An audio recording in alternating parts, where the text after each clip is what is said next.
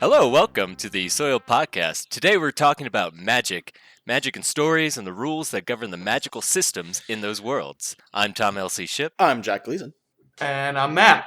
Magic systems, Yeah. set of rules in a story that regulate magical effects, magical powers in a fictional setting. Mm-hmm. It's like fantastical elements that we all love in stories. We love Harry Potter. What are some of your favorite magics? I mean, Lord of the Rings, Stormlight Archive, Hell yeah, dog. Game Bam, of Thrones has magic in it. Mhm. Skyrim is pretty much the world's favorite video game with how many different Ports there versions are. of that game. Like, why Magic the Gathering? Also, Full Metal Alchemist, because I think Yep. is one of the greatest. Brotherhood? Yes, is one of the greatest magical systems created. I would even say something like Dragon Ball Z has a magical system in terms of obviously the attacks and stuff, but also like the Super Saiyan power up stuff. I mean, plenty of manga and anime. Oh yeah. They're full of magic, whether that's what they call it or not. Right. You know, like in Naruto, like ninjutsu is fucking magic. And so I think that's the thing is that I want to kind of clarify that, this can really extend to be just any mechanic that exists within the story that's kind of, otherworldly in some way. The idea being that these are plot devices that the characters are able to interact with and utilize, right? And usually they are representative of their character development, the plot development itself, etc. Dragon Ball Z is a very easy one to look at because the character develops every time they get a new power-up, or a new ability.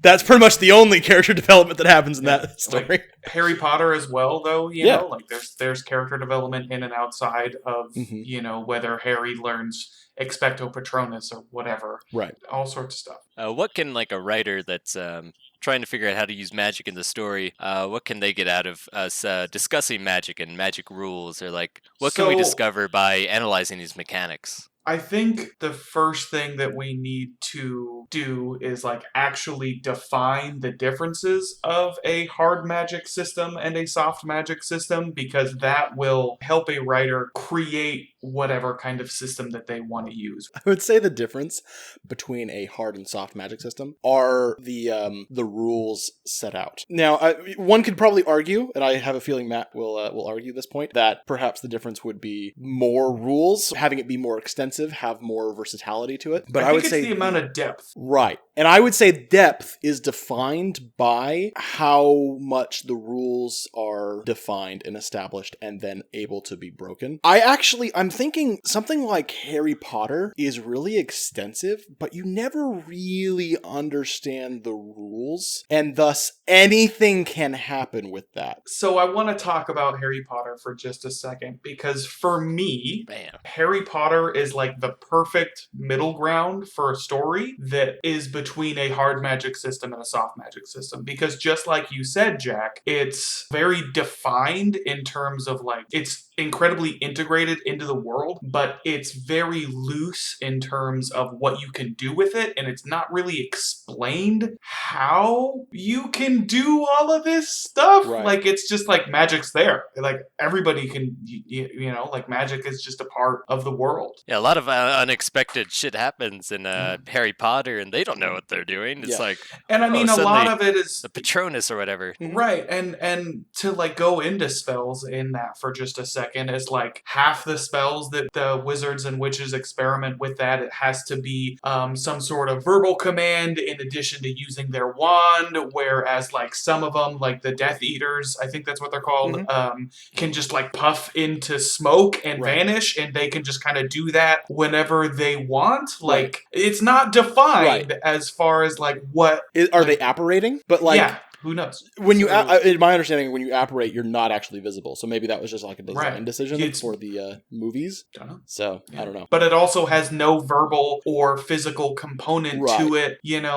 Are there some spells that also need an actual component, like something physical that they need to interact with in order to use that spell? Right. And a lot of times that's a wand. But does that just mean that that's more like a focus for them, and eventually they don't need their wand to use magic anymore, or what? Or some things always, exactly. Right. Yeah, there's never any established explicit rules, beyond like individual spells. So if a spell is named, the story might go into explaining how it works, how it can be used against certain things.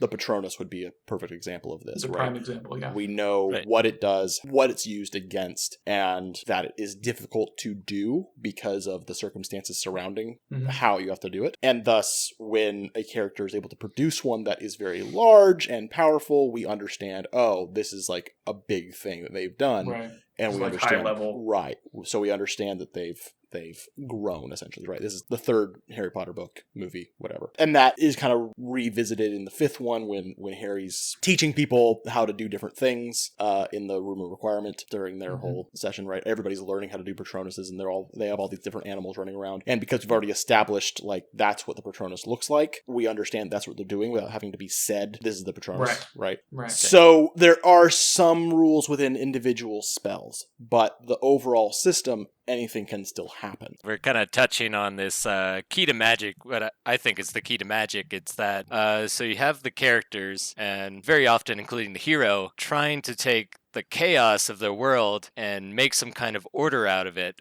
And this is done in a fantastical way. Magic seems like when it's soft or like when it's undefined, kind of like in Harry Potter, it seems to be a matter of will, like a tool. But it's not always a physical tool like a wand. That's more like the concentrator, something that binds the unknown and the known, the chaos and the order. And it kind of like expels their will from it. So it's like, why do we like magic? And I think it's that idea of drawing power from like in yourself and like extending your will, like which is what tools do. Like our phones, we want to find something out, bam, bam, bam. It's what's the difference between that and a wand? It's a tool, basically. Magic is a tool. When you're writing a story, you're trying to figure out your rules for your story, like for your magic system. You want to tie it to the motivations of the characters, what they're trying to achieve, and maybe also their character arcs. And then I would also tie it to the moral theme. So like if there's a larger magic, something like the Force in Star Wars, it's going to act of its own accord in order to kind of force the moral theme on the characters in a way. Although hopefully it'd be organic, but that depends on the writing. And I think that's present in a lot of different types of magical systems where it's an order versus chaos and a physical manifestation of that person's will, but it also establishes a sense of morality because with Harry Potter, for example, there's like the 3 deadly curses that are like forbidden, and then we'll look at, I don't know, how many examples of like light magic and dark magic are there in fantasy where, necromancers raise the dead and siphon the life out of people. And then, a cleric or priest, for example, would heal that person and use divine light to make everything okay. And then there's middle grounds within those. Right. But and Harry Potter's magic overpowers Voldemort. It's pretty like much, that's the moral of the story within the magic. Right. At least that's how I see it. Because his powers come from like community, because he's got like all his allies and his dead parents, and are like concentrating their power, but Voldemort is standing by himself, and so that the magic kind of like highlights that tension, that theme. Actually, it's actually interesting, that comparison between Voldemort and Harry. The fact that Voldemort had 7, which I think is interesting when thinking about Full Metal Alchemist as well, because there's kind of that same thematic message happening there, as where there's one character who is kind of trying to become the most powerful thing, and he sheds parts of himself into 7 parts. The main character kind of goes the opposite direction, right, and focuses on being more human and having established relationships with other humans, and how that creates the power that they're able to work with. So that's an interesting similarity between those two stories. That is also something that's kind of established in a ton of, different versions of fantasy, where you take a protagonist, has their direct antagonist, where the antagonist is like, I'm going to be as strong as I possibly can, but do all of this stuff by myself, and I'm going to take all of this power for me and make myself the strongest for whatever their own motivations are. And then the protagonist of that story develops a sense of camaraderie and community and uses that to make themselves themselves more powerful because it's, it eventually turns into a story of I can't, but we can. And very often that's reflected in magic. The trope of the seven, that comes straight from religious stuff of, the seven deadly sins and whatever else. Right. It actually goes all the way back to the first, I think the oldest known written story that we have records of is the Epic of Gilgamesh. It's a Sumerian tale from 4,000 years ago based in modern Iraq. Yes, I did just look that up. And so it's about a guy who's a tyrant, basically. He's two parts god, part man, and he just causes a bunch of suffering to his people, so the gods create his, animal counterpart, Enkidu, to, kind of subdue him, and basically they just fight and become friends, and then they start to basically troll the gods, until they're like, hey, you want to find the thing for immortality? And they're like, yeah, sure. And they go fight the gods. So it's that trope of the wizard warrior seems to have always been there. And it seems to be this magic is our way of why do we need magic in our stories? Why use it at all when we could just have real stories, about a guy who just is facing his dilemma with death and coming to terms with it, that he's causing suffering all around him. He's a terrible tyrant. Before we get a little bit into that, I would still like to talk more about a hard magic versus soft magic, because we've established a middle ground, right? We've established a middle ground being Harry Potter or the like, right? Anything similar, in which it has rules, it's very apparent in the world, but it's not specifically defined as to how you do it, what you can do with it, and, the extents of that system. When I think of a hard magic system, we'll use something like Avatar: The Last Airbender or Skyrim, where it's very defined. These are the things that you can do with it. These are the things that you cannot do with it. And a soft magic system, which to me is something like Lord of the Rings or Game of Thrones, or pretty much every Studio Ghibli film is a very good rendition of soft magic to me, because in those films specifically, let's look at one of the more famous, Spirited Away. If you take Riku, I can't remember the girl's name, but the protagonist is that little girl, right, whose parents turn into pigs, and she has to go to the spirit world and save. But so there's a moment where she is flying around with Riku. He's the spirit of the river or something like that, one of them. What I'm getting at is, in something like that, where they're flying around, and it's kind of, you feel this sense of awe, and almost anything could happen. If there's a flying whale off in the distance, you wouldn't be surprised at all. You're just oh man, this is it. This is the stuff that's happening. I'm about it. It's awesome. But it's not defined. There's no rules and regulations. It's just magic is just kind of there, and you are kind of expected to roll with it. And so in a soft magic system, that's something that I imagine. So another aspect of that, we'll look at Lord of the Rings, for example. We know magic is there. We know magic exists because Gandalf is one of the main characters who is the gray wizard and the white wizard, right? And that's magic is their thing. But it is so quiet in terms of the story, in which magic is hardly ever used. It's very, very rarely talked about. We don't know the definition of what they can do with it, how it's possible, who can use it. Can everybody use magic? Can nobody use magic? Can only the wizards learn how to do it? Is it something that they're born with? There's 1.5 million questions, but we know that it's there. And that's kind of the same thing that Game of Thrones uses magic with, is, all of those questions are there. We know magic exists, but we have no idea who can use it, how they can use it, etc., etc. The distinction there being that soft magic systems tend to be more background setting, kind of world establishment stuff that just lets the world come alive without really playing too much of a role in the actual story, per se. Mm-hmm. While certain characters will use it occasionally, it's just an ability that they have, or it's a one-off type thing, right? Thinking about Lord of the Rings and how Gandalf uses magic maybe 3 or 4 times. Right. In Game of Thrones, magic comes up maybe 3 or 4 times. It's talked about, but does it actually take place? I think the only times are when The people God of Faces. come back to life and the God of Faces, yeah. Right. Is that magic? Yeah, is that magic, or are they just really fucking good at, Right. Like, are they just super spy assassins? Like, we have no idea. Yeah. Knowledge is the true magic. Right. And it's less about, like, exploring that magic system and just kind of, okay, this... They use it is a to thing. create a sense of awe and wonder. Right. And mystery more so than Stormlight Archive, for example.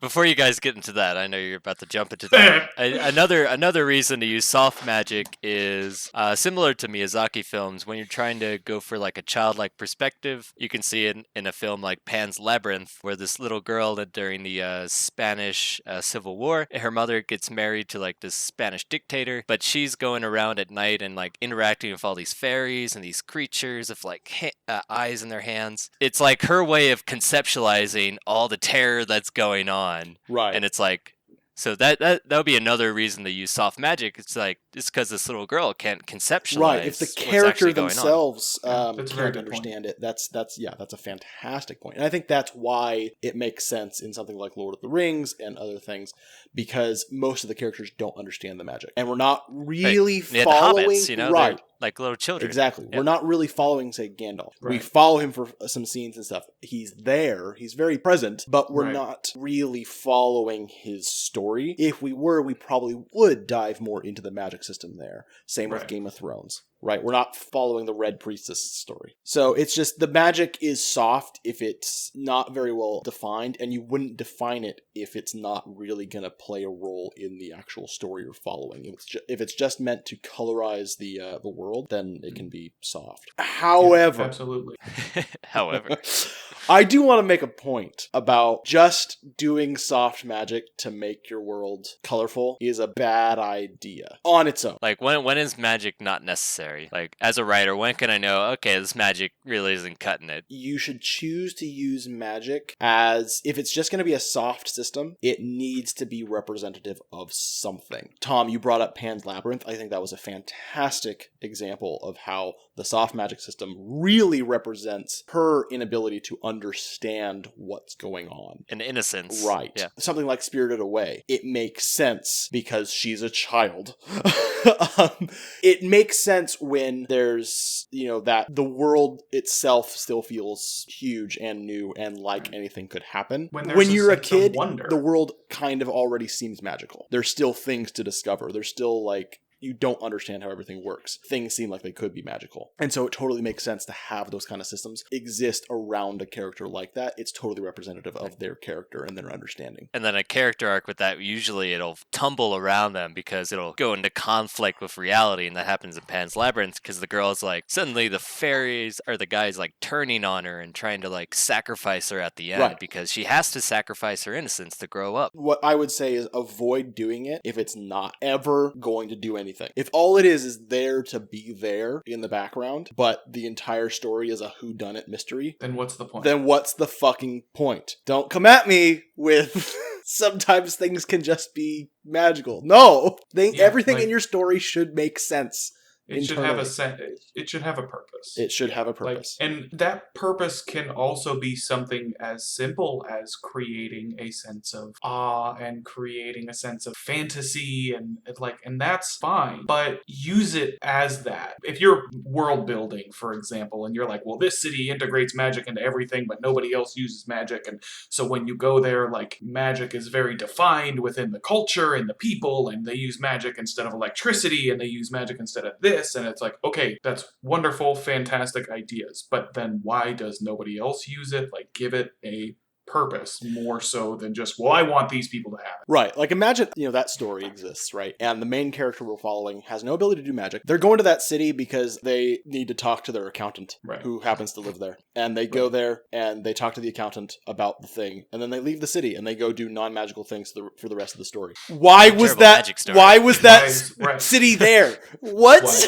Why? It makes no sense at all. Even if all the other cities and things, like if magic is still like around in the story, if the story itself has nothing to do with the world being undescribable or not understandable, right? The main character feels lost in some way, right? If that's not the case, if they're just going about their daily business that is the same type of thing that could happen in real life, then why is there magic there? There shouldn't be. So take away their wands, just give them guns. That basically does the same thing. Yeah. So it's just about like the magic system that you're going to be choosing should in some way represent the journey the character is on, or characters as the case may be. Always. If it's not going to in some way interact with their development or represent the development in a symbolic way, then don't use it. And it seems like the hard systems are just a more elaborated version, but both soft and hard magic need a purpose in the story tied to like the theme, which is tied to the morals, and maybe that translates into like principles or guidelines for magic, like in the alchemy and Full Metal Alchemist. Yep. I would say that my preferred method would be hard magic, because it's way, way, way more tied to the actual story that's taking place. Yeah. I mean, obviously, it depends on the story that you're trying to tell, but in terms of, like, picking a favorite, I think a hard magic system is a lot easier to implement because it's much more defined and it's easier for a writer to incorporate magic into their world if it creates rules and boundaries, and it's a much easier tool for you to use than a soft magic system. I would say trying it's to think of much one of my more favorite difficult hard magic to really establish those rules and also think about how that magic system would then be incorporated into the world. Because with soft magic, you can just do whatever the fuck you want, essentially. Kinda. Yeah, but if you have a hard magic system, you then have to think about all the different areas that somebody might have used that as the world developed. It could touch so many different things, but once you establish those rules, you have to stick to them. So if you want to do a thing that breaks the rules, either you have to just change the rules, which then means you have to reevaluate the whole world to make sure it's sticking to their new world, or don't do it. You'll break the audience expectations. Just say his power level's over 9,000. They're like, wait, what does that mean? It's a big number. Right. You have to set that up, you know. They do a good job, I think, of setting that level power up. Right. And we have that expectation. And then they actually the story itself does try to later say, actually, power level doesn't fucking matter. Stop worrying about the number. But nobody ever does. This is Dragon Ball Z, by the way. We didn't mention that, but yeah. Just in case nobody knows the fucking meme, but... yeah, that 14-year-old meme. So, while we're on the subject of, like, hard magic and using it to establish your storyline and things like that, It's hard magic. I think it's important to also say that just because you are interested and intend on using a hard magic system, that doesn't mean that you have to define everything about it immediately as soon as it comes up. Yep. Like, there are so many great stories out there, like Stormlight Archive, in my opinion, that uses a hard magic system and still uses a sense of mystery and wonder and does not tell you everything and anything that you can do with magic, and it still is established enough to have its own rules and boundaries to make it a hard magic system. I think that's the power of a hard magic system. Right. You don't necessarily define all the rules right away. Part of, like, the reason that hard magic systems are so powerful in terms of storytelling is because they're actually tied to, like, the character's development, the plot development itself. Right. And so by leaving things out, every time you establish a new rule or gain a deeper understanding, that is tied with a character's development or the plot. Discovery. Exactly. The mastery of their abilities or something. Right. So it wouldn't actually make sense to establish all the rules right away, because then you'd have nowhere to go. And so that is something where I kind of want to switch to Avatar for a second. Let's do it. Where we'll take Toph, for example, right? Sure. The master earthbender. Everybody knows the rules. Earthbenders move rocks and dirt. And she breaks that rule to bend the minerals in metal to become the world's first metal bender. Nice. Cool, but we have already established this rule and it's been integrated into society for such a long time. How come this 8-year-old girl is the first person that figured out that you can do that? Go ahead, Jack. The second I started watching that show, So I never watched it as a kid. I was told this thing is amazing. Watching it the first time, the very first thing I thought was, why can't earthbenders bend metal? Metal is literally earth. What the fuck? Oh my god. This makes no goddamn sense. Yeah. And then when Toph bended metal, I was like, thank you! Thank you for actually recognizing this. But also, why didn't anybody else? That's, yeah. And that's another thing, like, how come firebenders can do lightning? That doesn't make sense to me. Like, I get that it's energy? Heat, High and they're energy? like manipulating the heat, and like that's how lightning is made. But like that doesn't that doesn't make sense. How come you can like it can only go straight, and then you can also farts? Like redirect it one time? But like what? Surely the you fuck? can chain those redirects, dude. Surely. Like. If you had like two people who were like able to do the redirects, surely you'd be able to like chain that shit. Sure, but does that make it weaker because it's going through different conduits? I don't know. It's never stepped. Does that?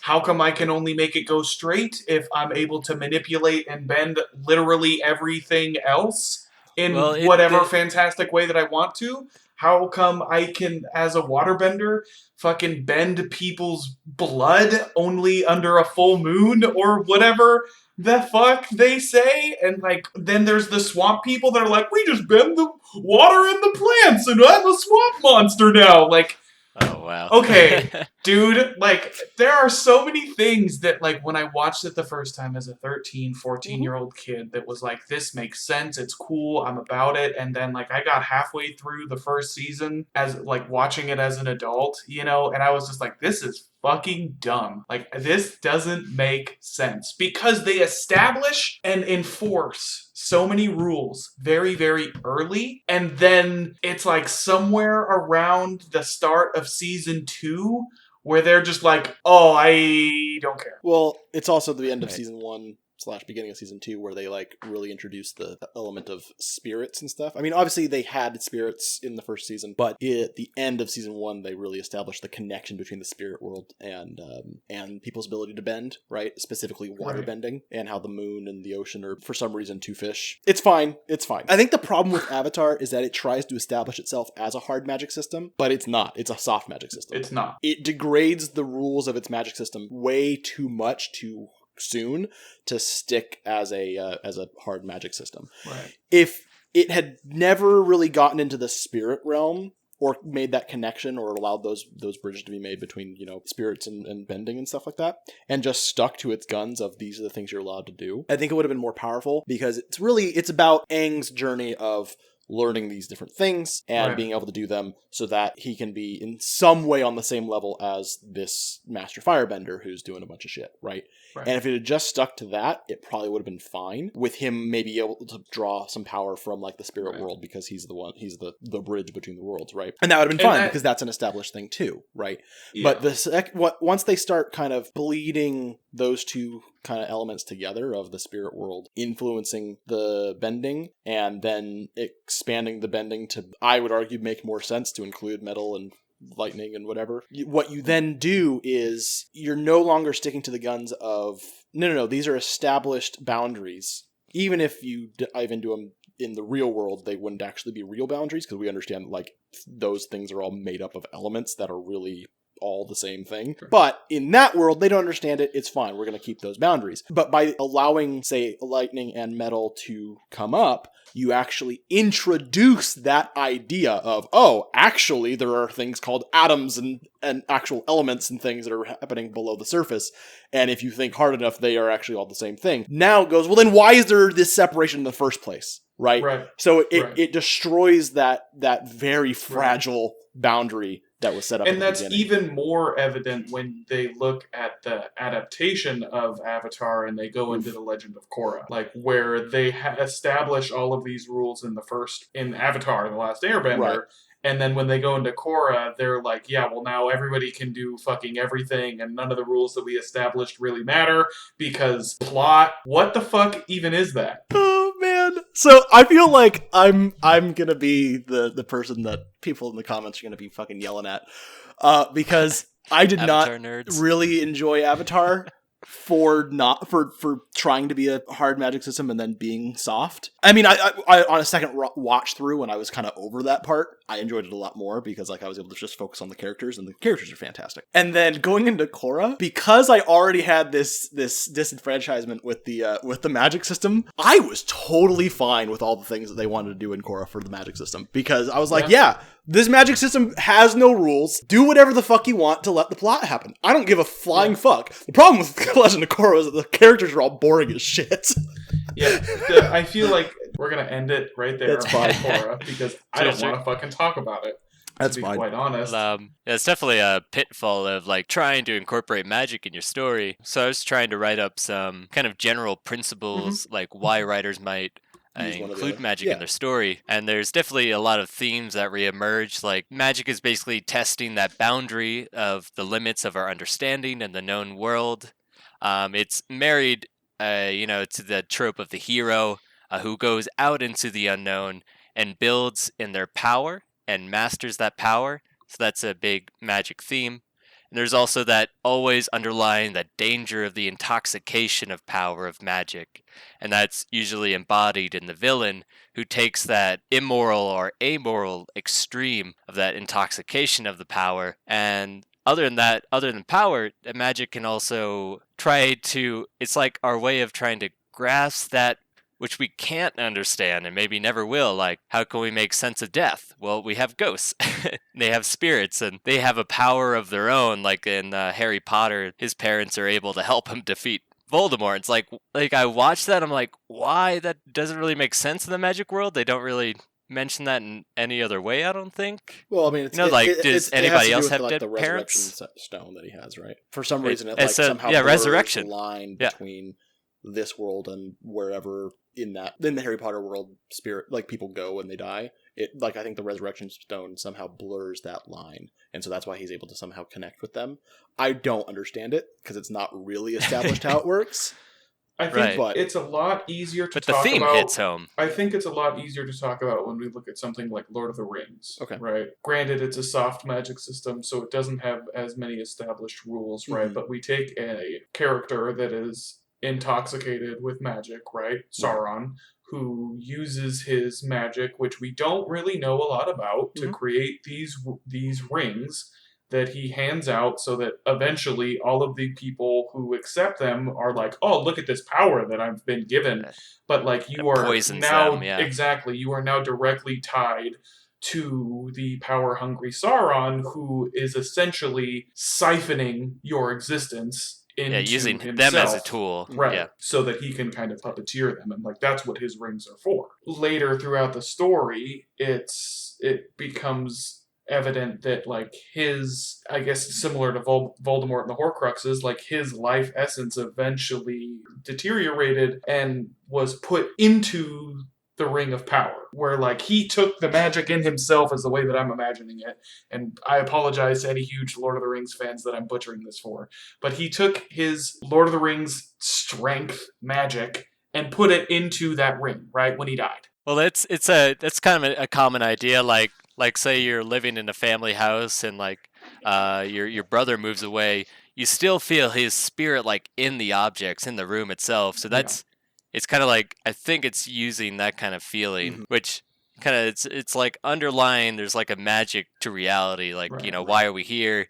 What do we go after we die? And these magic stories seem to be grappling with this question. So like, if you're a writer and not trying to grapple with those questions, should you be using magic? Right. Yeah, that's one of the powers of magic as well, is going into the realms that we in reality do not understand fully, and being able to just kind of use it for your own benefit. Definitely a big one is life after death and bringing people back and stuff like that. That's the whole dead doesn't mean gone thing. Exactly. It's very easy to use when you're establishing magic. Right.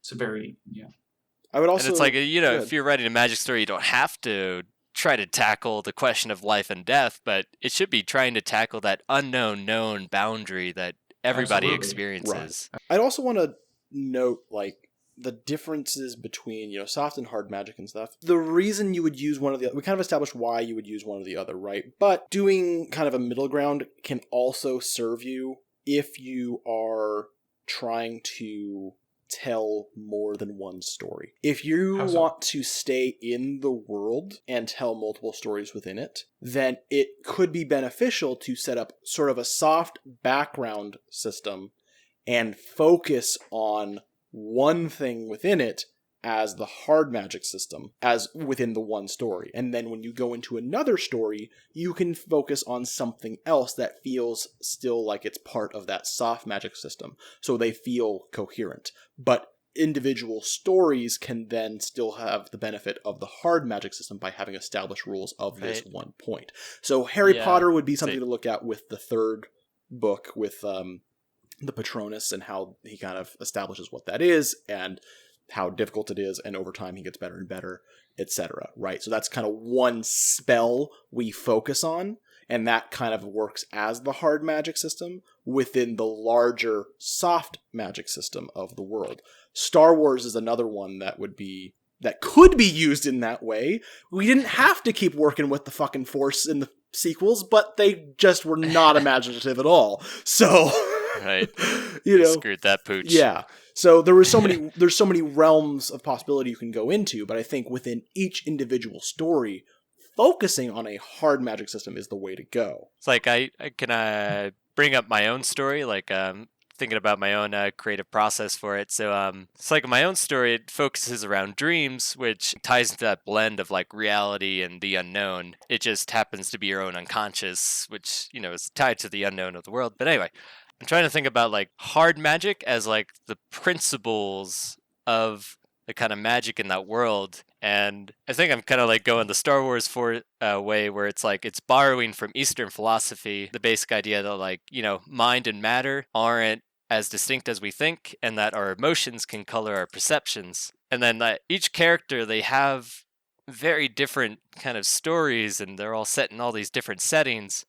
But I want to be able to tie it back to the idea of, like, as long as you're self-aware of your emotions, you can be sure that you're not distorting yourself or lying to yourself. That's like, so it's trying to tie the moral theme about, like, you know, pay attention to yourself and your emotions, and then tying it to the dreams as a way to illustrate that we can live out our own dreams in real life and not realize it. And that might cause pain to others, because if you're living out your dream and you're not in touch with reality, you might not be seeing people for what they are, and that can cause them pain. Now, if you're just trying to use somebody, like if you're Voldemort just using fucking Jenny for whatever fucking purposes, you don't know who Jenny is, and then bam, it turns out, oh, you took the wrong redhead.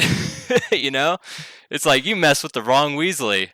Doesn't Ron say something like that? I don't know, but so it's like Voldemort's limitations of his knowledge are what undoes him, because he thinks he knows, but he's too intoxicated with power to. If he was more in touch with reality, he might have been able to maybe overcome Harry Potter. But I'm trying to explore that in my own story, at least. Gotcha. So what are you trying to do in terms of your magic system? So I have the object, which is a plant. This is a substance, and I just call it the dream root. And this dream root, when it's given to a group of people, they kind of sync up mentally to the most psychically dominant person there. So, like, say you're in a group of 5 and you're with Voldemort, you all take the dream root. Suddenly your perceptions and beliefs match Voldemort. It's like, you're not going to overpower fucking Voldemort. That's like the immoral use. If I say, like, the villains of my story, they're just trying to enact their own selfish ways to gain power over people, to shape the world in their image, instead of the hero who is trying to break people out of the spell of the dream root and be like, we can shape our own dreams. I know that sounds super cheesy, but, like, you can be the hero of your own dreams, but, like, the master of pay your own attention destiny. to yourself. Like, snap back to reality. But I feel like we can't live outside of dreams. That's like, we always go back to these stories about magic, because we always have that feeling that, you know, reality is magic, and that gives us, like, this renewal, like this kind of reviving energy to life. Like, we are as big as the chaos out there itself, so we can face the unknown. We have the power, we just have to believe. And so I'm trying to tie into that power of belief, which is I think a big thing in, like, magic stories, where it's like, as long as you believe, you can achieve. And we know that that's a thing also in reality too. It's the placebo effect is a big thing, but also having a positive attitude for pretty much anything in life, going into it thinking you will succeed or that you'll get better in terms of healing, right? That for some reason it does play a role in how you progress.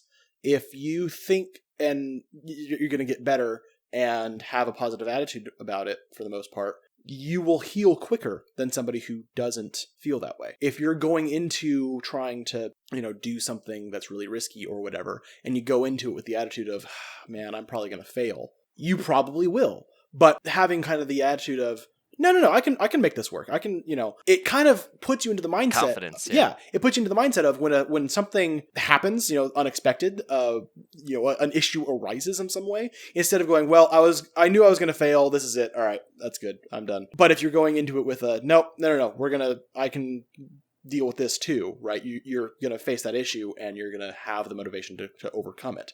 Stories in that way, Tom, to your point, which I think you stated very beautifully, was stories give us that renewed sense of we can face the thing, whatever it is, right? Whatever demon, whatever obstacle, we have the power within ourselves to do this. And that is something that we have seen established in reality. That's why magic is such a powerful tool if it's used properly.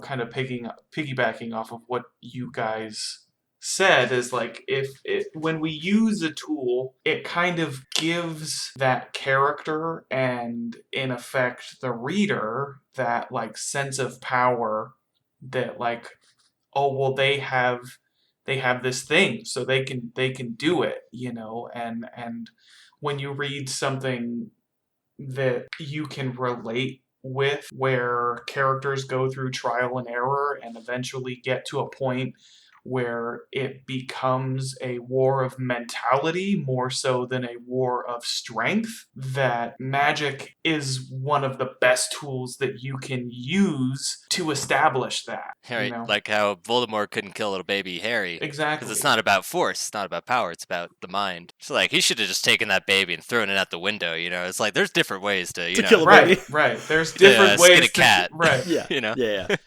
Yeah. And so, usually the hero won't be, born with that mentality. They'll have to, go through developed. A journey, do that trial and errors and, face that's the hero's so many journey different, kind of lesser demons in order to face the big demon to build that confidence. And that's the whole idea of, a story in general. It's just, the values that are in conflict, that the differences between one way of being and the other. The best kind of journey is the hero who starts out with that kind of ego or whatever, thinking the very same thing as the villain, essentially. And only by going on the journey and facing the lesser things that kind of make that hero go, maybe that's not the greatest way to be. Right. Do they then handle that very well? Yeah. Do they then reach the villain who, is very similar to who they were at the beginning, and are able to now overcome that villain too? If they had just gone straight to the villain, they wouldn't have been able to do it because they either would have joined up with them or they would have, just been completely overpowered. Part of it goes to experience too, right. Is going through those trial and errors and fighting your demons and stuff like that. And experience grind. Right. Yeah, right. Basically. Yeah. No. And that's, that can be said in truth or fiction tales, where take a drug addict, for example, who wants who wants to get their life back in order, and they go through the trial and error of getting clean and maybe going to rehab or whatever they need to do in order to turn their life around. And, where they might have started off with this needle in their arm, heroin addict, by the end of the story, it's well, now I'm going to fucking law school and I have a family and people respect and understand me, even though I used to be this pill popping junkie that, was living out in a tenderloin in San Francisco. If we are talking directly to a writer seeking advice about how to incorporate magic properly into their universe, what are the guidelines that we would recommend to using a hard magic system versus a soft magic system? why would you want to use one over the other, and then what kind of what can you branch off of those systems in order to strengthen your story? Scope, theme, character arc. Yeah, how much do you want to elaborate on it? We'll talk about my story for a second. Okay. My story, very similarly follows a hero's journey sort of deal, where you start with 500 years ago, two characters, one representation of the light, one representation of like dark magic, where one is power hungry, the other sort of uses camaraderie and truth and justice examples. And as the story goes on, the characters separate, like things happen, sort of like a Sauron-esque. Bad guy gets defeated, but bad guy is dead but not gone, and is trying to find their way back to becoming a physical representation of themselves in the world. In this sort of system, it would then develop to flash forward to kid and friends, a coming to age person and his best friend, grow up in this teeny tiny town out in the mountains, and then one day out while hunting, best friend finds a relic of Big Bad and begins to get corrupted from that person. They must go on hero's journey in order to stop that. If I'm going to take that story, right, and I say, okay, I want to establish a hard magic system into my world. I want magic to be established but unknown. How am I going to do that? It would need to be a system that can easily be hidden, because if the world does not already operate with it, right, or it's unknown in some way, then it has to be something that nobody can really just stumble upon it. There has to have been some reason that like this character or characters found it in the first place, and then and why it was left there. Yeah. So would you say that how would we go about establishing a system for hard magic that has since been forgotten? Just because it's been forgotten doesn't really change much, I wouldn't say. Right. The only difference would be like you might not be able to have like the mentor archetype, because if nobody knows about it, then there's nobody there to train them. So it's good. There's going to be a lot of master. Right. There's no master. So unless there is, right, then that opens up a whole other can of worms. But part of that system is it's still going to be them kind of fumbling around and trying to figure out how this system works. The question is just, why do they want to understand the system better? What sort of developments does the character need to go through, right? What is the character's ultimate like flaw, their weakness? How do you allow the magic system to operate as a way to either be presented with that weakness over and over again, or become better than it, right? Because it could do either of them. In one way, the magic system could operate as a way for them to, they're not able to use their weakness if they want to keep using the magic system. Or they can't keep their weakness if they want to keep using the magic system. The other thing is that the magic system could be part of their weakness, or encourage them to continue to be weak. Right, exactly. Yeah. So, but it's ultimately, it should be kind of tied to that character's development and what you want them to do. And then when you look at what your character needs to do in order to overcome that weakness, or not overcome it, as the case may be, if it's a tragedy, then you need to look at what are the kind of areas of change that they're going to go through, and then you can kind of tailor the magic system to have these rules that are set up that are representative of those changes, so that when they discover that thing and something happens in the plot, those things coincide and they learn a new thing about the magic system, and they also either get progressively better or progressively worse, whichever direction you're going. And to add to that, so I think like a lot of the weaknesses of characters that ties from what they don't know are what they've repressed. And so take like the story of Lord of the Rings. The story of Sauron was forgotten. It became a legend because it was repressed for so long. And then like the pride of men started to rise, the pride of the elves. They got too big for their britches. So their weakness kind of recreated Sauron. So like how does your character's weakness and development to get over it? Sorry, I don't. Is that actually like the only reason he came back was because man started like, it's like he has like this kind of like resting period, like he was once he's defeated and he needs to like build back up slowly, But I'm thinking like symbolically, like when you become too confident in something, you're not paying attention to something. There's always something unconscious. That's what I think about in your story. It's like it was forgotten. Why was it forgotten? Why was it, or maybe repressed? Mm-hmm. And is there some danger in it? And what's that danger? And I think that could be like one of the main conflicts or like revelations for your character. Mm-hmm. Let's talk a little bit more about when would it be better to explore one over the other?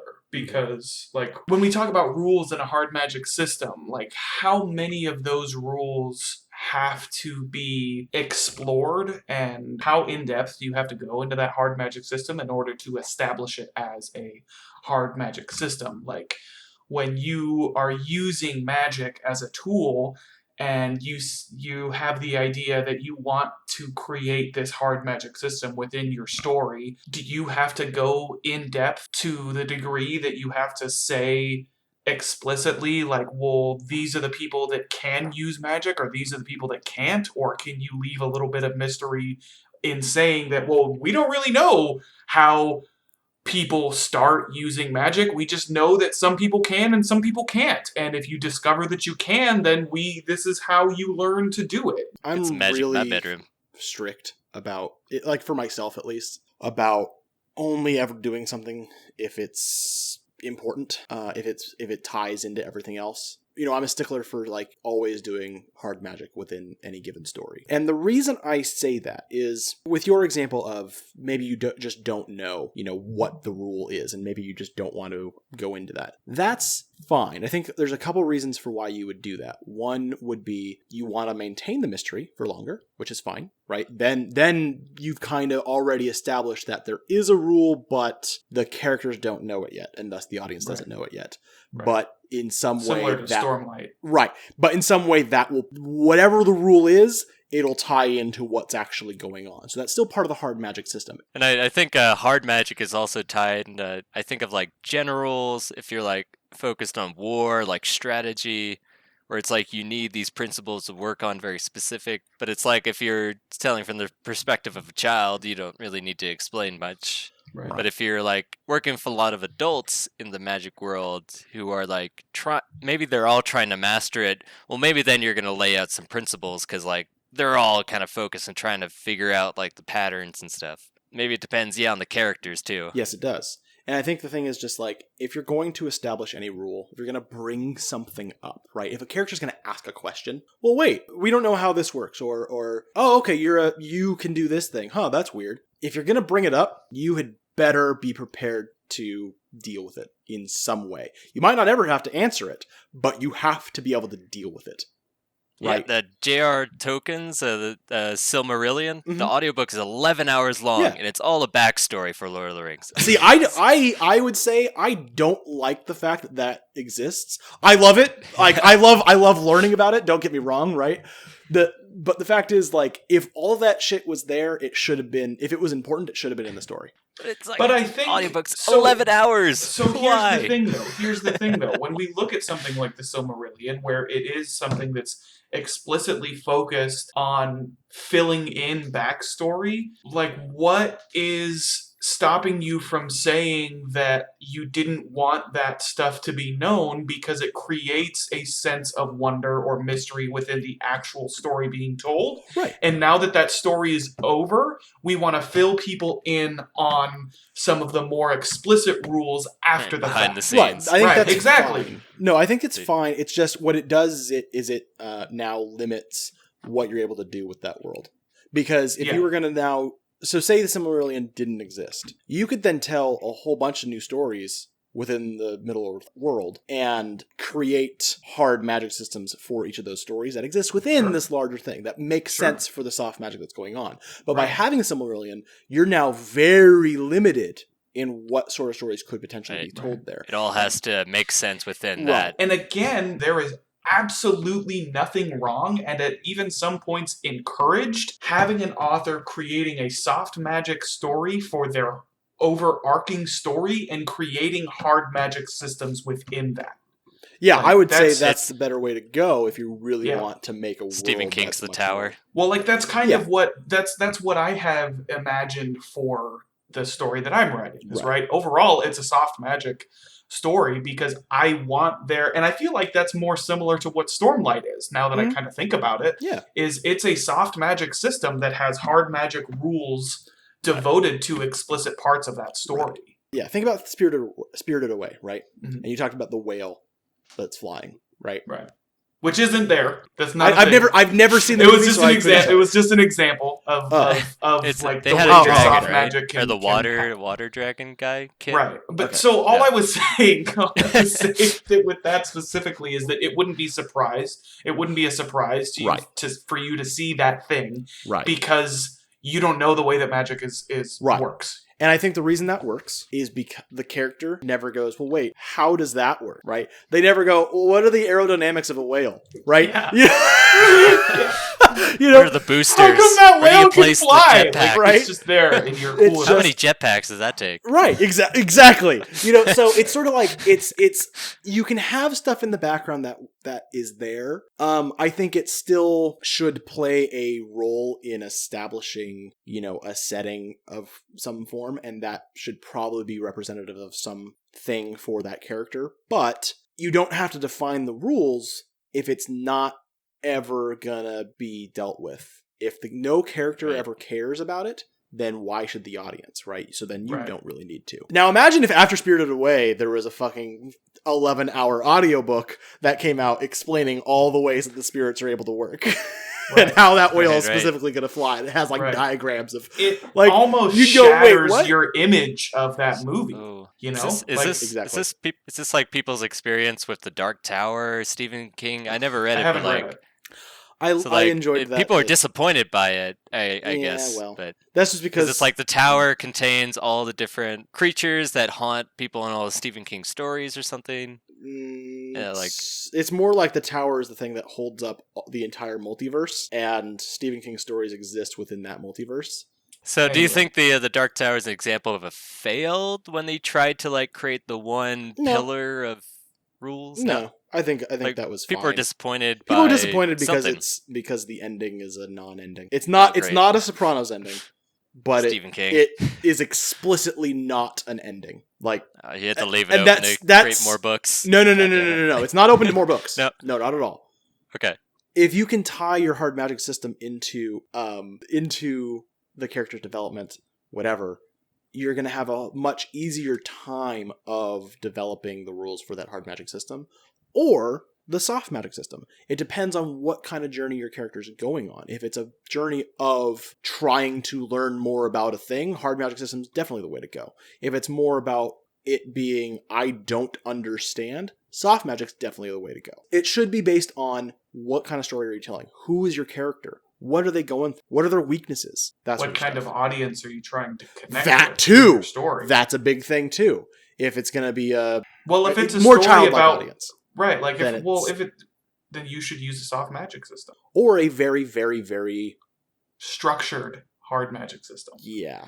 Like, because it's as far as the audience that you're trying to reach, again, it depends on the story that you're trying to tell, because if you want your audience to relate to the characters because of the struggles that they're going through, you know, like those struggles should also be reflected in whatever system that you choose. Yeah. You know, like, and I hate to wrap this up by saying our best recommendation is let's hear about your story and then we'll talk about it. But that's what it is though.